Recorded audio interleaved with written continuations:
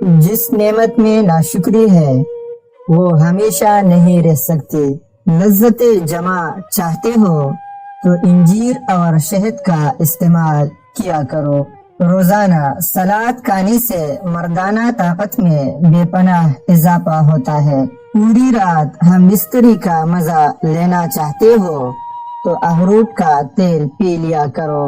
ہم بستری کا بھرپور مزہ چاہتے ہو تو زیتون کا تیل دودھ میں ڈال کے پیا کرو۔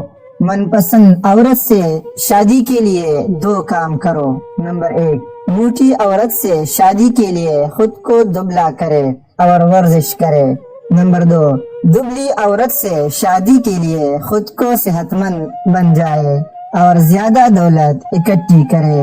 جماع سے پہلے گڑ کھانے سے مردانہ طاقت میں اضافہ ہوتا ہے۔ عورت کو پورا کرنے کے لیے انجیر اور شہد منہ میں ڈال کر اس کے ساتھ جماع کرو۔ مردانہ طاقت بڑھانے کے لیے بادام دودھ میں بھگو کر کھایا کرو۔